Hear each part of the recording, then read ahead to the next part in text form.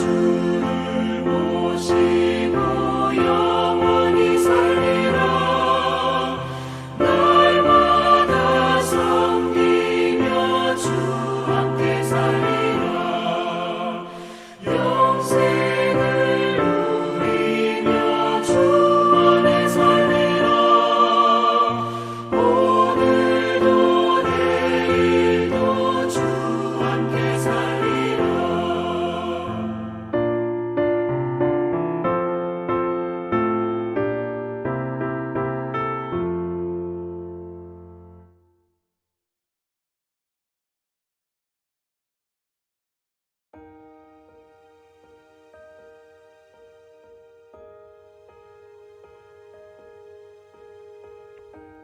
내가 수소의 고기를 먹으며 염소의 피를 마시겠느냐?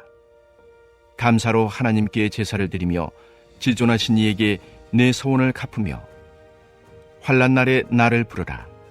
내가 너를 건지리니 내가 나를 영화롭게 하리로다. 악인에게는 하나님이 이르시되 내가 어찌하여 내 율례를 전하며 내 언약을 내 입에 두느냐? 내가 교훈을 미워하고 내 말을 내 뒤로 던지며 도둑을 본즉 그와 연합하고 간음하는 자들과 동료가 되며 내 입을 악에게 내어주고 내 혀로 거짓을 꾸미며 앉아서 내 형제를 공박하며 내 어머니의 아들을 비방하는도다. 내가 이 일을 행하여도 내가 잠잠하였더니 내가 나를 너와 같은 줄로 생각하였도다. 그러나 내가 너를 책망하여 내 죄를 내 눈앞에 낱낱이 드러내리라 하시는도다. 하나님을 잊어버린 너희여, 이제 이를 생각하라. 그렇지 아니하면 내가 너희를 찢으리니 건질 자 없으리라. 감사로 제사를 드리는 자가 나를 영화롭게 하나니 그의 행위를 옳게 하는 자에게 내가 하나님의 구원을 보이리라. 오늘 본문은 시편 50편의 세 번째 단락이며 악인을 향한 하나님의 가르침을 다루고 있습니다. 본문은 의인뿐만 아니라 악인 또한 하나님의 다스림을 받는다는 사실을 보여주는데요. 그 어떤 누구도 하나님의 통치를 피할 수 없음을 강조하는 것입니다. 본문은 제1년과 제2년, 제3년으로 나눌 수 있습니다. 제1년은 본문 16절부터 20절까지이며 하나님의 율례를 멸시하는 악인에 대한 경고를 담고 있습니다. 50편 후반부의 첫 번째 연은 악인에 대한 하나님의 경고로 시작합니다. 이는 악인들도 원래는 하나님의 백성이었음을 보여주는데요. 내가 어찌하여 내 율례를 전하며 내 언약을 너의 입에 두느냐 하는 하나님의 질책은 이들이 율례를 벗어난 자들임을 알려주고 있습니다. 하나님의 백성 가운데 살지만 하나님의 말씀과 상관없이 사는 사람들인 것입니다. 이 사람들은 일상에서 하나님의 말씀을 삶의 최우선순위로 두고 지내는 척 하였습니다. 그들의 공동체와 자녀들에게 말씀을 가르치고 또 하나님의 언약을 입에 담으며 거룩하게 사는 것처럼 행동했습니다. 즉, 이 사람들은 하나님의 율례를 잘 알고 있었던 사람들이었던 것입니다. 하지만 이 사람들은 말씀을 잘 알고 전할 뿐 실천과는 거리가 먼 사람들이었습니다. 말씀을 지키겠노라 하나님과 언약했지만 그들은 이를 지킬 마음도 의지도 전혀 없었던 것입니다. 본문 17절은 하나님의 언약을 무시하는 악인들의 모습을 묘사하고 있는데요. 하나님의 교훈을 미워하고 그 말씀을 뒤로 던졌다고 표현하여 그들이 의도적으로 말씀을 거부했음을 보여줍니다. 이들은 공적인 자리에서도 형제를 비방하며 악을 행하는 모습을 보여줍니다. 이들의 악함은 하나님과의 관계뿐만 아니라 이웃과의 관계, 특히 가족과의 관계까지도 무너뜨립니다. 악인들은 철저하게 자기 중심적인 특징을 가지고 있습니다. 하나님의 백성 가운데 있는 악인들의 이러한 자기 중심적인 모습은 공동체를 병들게 만듭니다. 그렇기 때문에 하나님은 그들의 모습을 낱낱이 지적하시는 것입니다. 제2어는 본문 21절로 악인의 착각에 대한 경고를 담고 있습니다. 악인들은 교만하여 자신이 하나님과 동등하다라고 생각합니다. 그러나 우리는 하나님과 인간의 관계에 대해서 잘 알아야 합니다. 인간이 하나님의 형상으로 창조되어 하나님을 닮은 것이지 하나님이 인간을 닮으신 것이 아니라는 사실을 말입니다.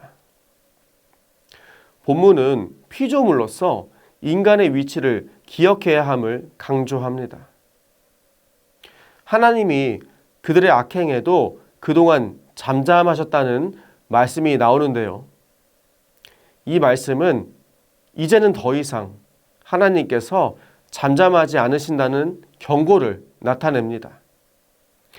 본문 3절에 나타난 공동체의 고백과 같이 하나님은 심판을 위해 당신을 드러내셨고 그 심판은 엄중할 것입니다. 그렇다면 심판이 있기 전 고요했던 시간들은 무엇을 의미하는 것일까요? 그것은 하나님의 침묵으로 악인들에게 회개할 시간을 주시는 것입니다. 하나님은 이제껏 충분히 회개할 시간을 주셨고 심판을 미루어 주셨습니다.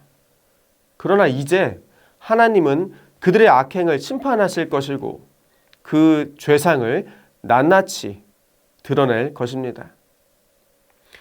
하나님이 악인들의 악행에 대해 진술하실 때에 악인들은 진술된 죄가 너무나 상세하여 자신들의 죄를 부인할 수 없을 것입니다.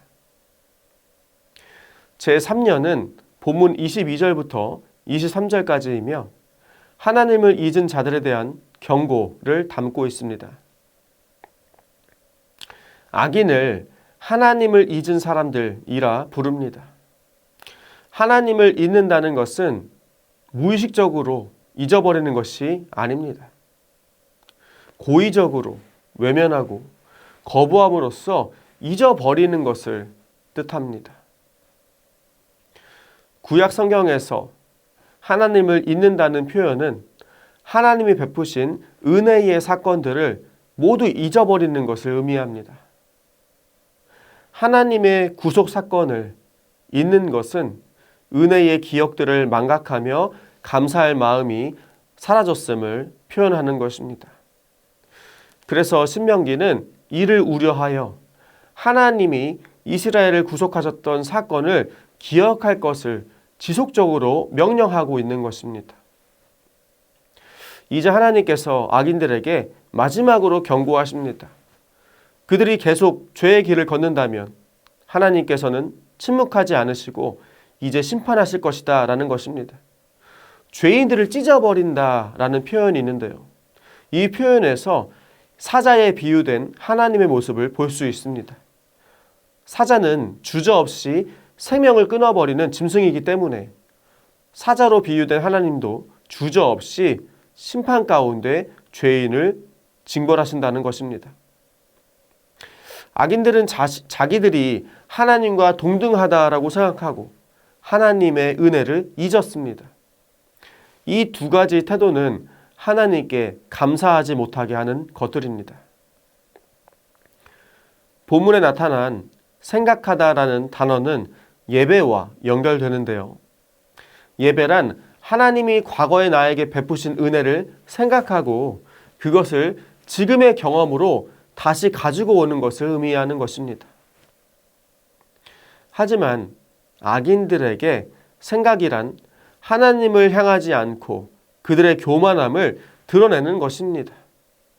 또한 하나님을 잊음으로 하나님의 말씀뿐만 아니라 하나님이 그들에게 베푸신 은혜의 역사를 잊어버리는 것입니다. 악인들은 하나님께서 그들에게 베푸셨던 은혜의 사건들을 모두 잊어버림으로 결국 하나님께 감사할 수 없는 인생이 되어버렸습니다. 감사는 하나님께 받은 은혜의 사건과 그것을 기억하는 것을 전제로 하기 때문입니다. 하나님은 감사의 제사가 그분을 영화롭게 할 것이라 말씀하셨습니다. 그리고 악행을 벗어나 하나님의 말씀대로 살 때 하나님의 구원을 경험할 수 있을 것이라 말씀하셨습니다. 우리는 분주한 삶 가운데서 종종 주님께서 나에게 베푸셨던 은혜와 감사를 잊게 되는 것 같습니다. 그러나 우리 주님은 주님께 감사하며 사는 자를 기뻐하십니다.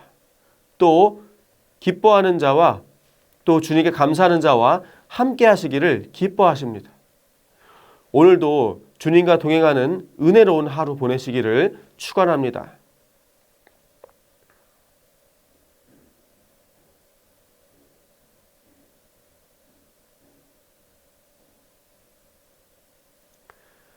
우리 함께 이 시간 기도하기 원합니다. 첫째로 주의 크신 은혜로 지금까지 지내왔음에 감사하며 그 은혜를 묵상하는 하루 살도록 함께 기도하시겠습니다. 둘째로 해외 선교사님들과 농촌교회, 개척교회 목사님들의 영육 간의 강건함을 위해서 오늘 한번 하루 기도하겠습니다. 마지막으로 다음 세대를 위한 새 성전 건축이 주님의 인도하심을 따라 순적하게 이루어지도록 함께 마음을 모아서 기도하시겠습니다.